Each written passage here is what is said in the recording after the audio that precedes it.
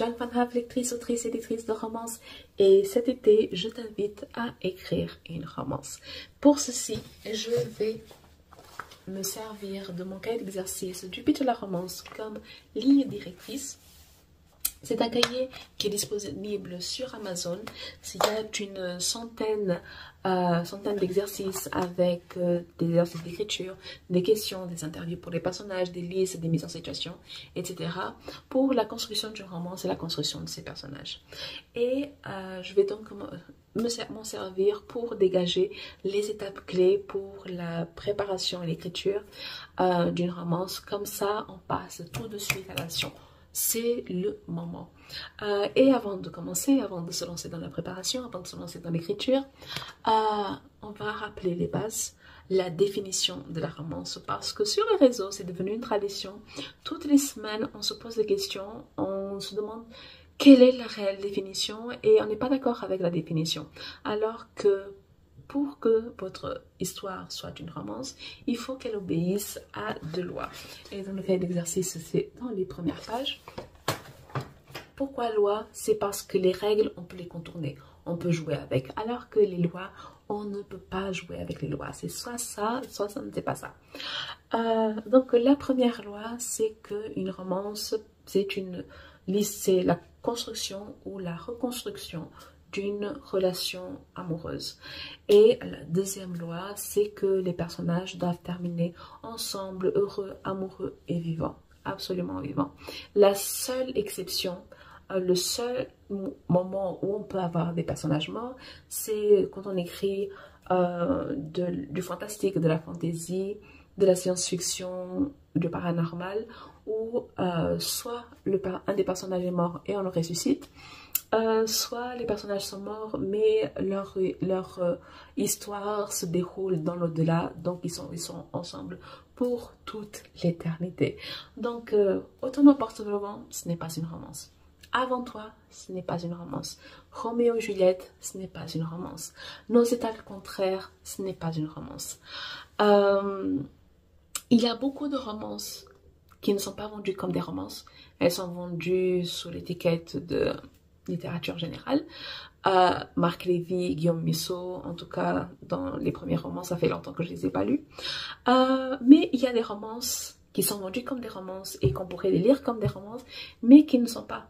Parce que c'est une question de pourcentage entre l'intrigue principale et la sous-intrigue. Par exemple, la romance policière.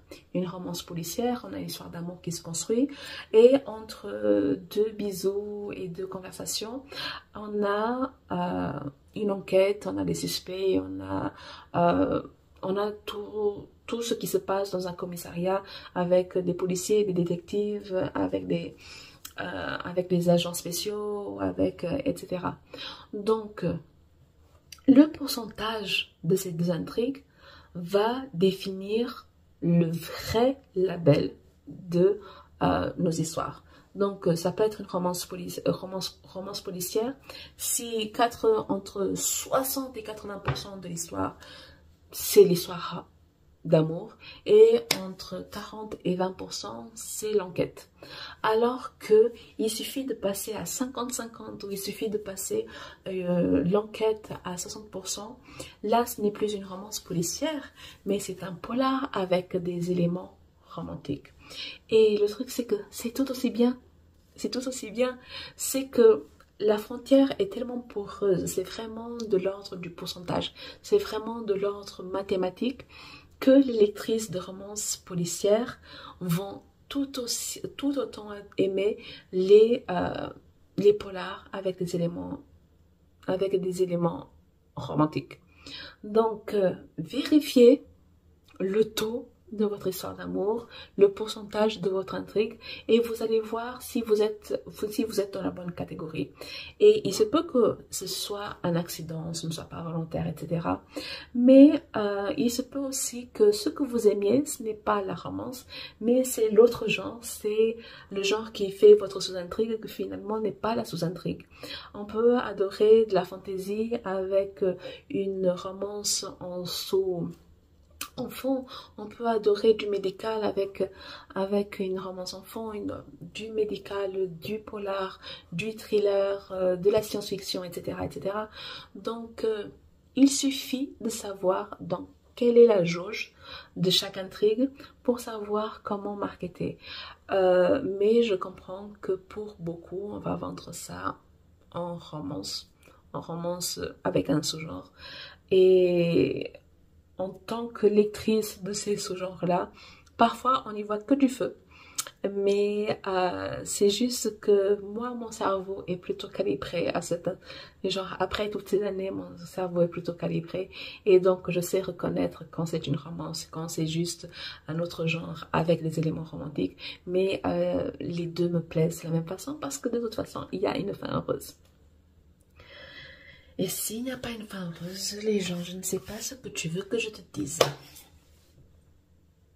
Voilà, donc cet été, écris ta romance, mais sache, genre, il faut que tu sois sûr que c'est vraiment une romance.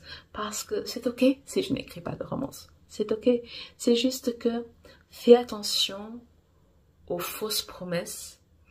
Les amatrices de romance veulent lire de la romance parce que c'est de la romance. Donc, elles s'attendent à l'histoire d'amour et elles s'attendent à la fin heureuse. Et les personnes qui veulent du sad end dans leur romance, ce ne sont pas des fans de romance, ce sont des personnes qui aiment la romance. J'ai tourné un épisode de podcast à ce sujet, donc je ne vais pas m'attarder, surtout que je voulais des épisodes courts, voire très courts, qui vont droit au but. Donc voilà, juste pour rappel, la définition de la romance, ce sont deux lois, la construction ou la reconstruction de la relation amoureuse et l'intrigue principale, et ça se termine bien. C'est tout pour le moment. Tout ça bien, ce truc-là.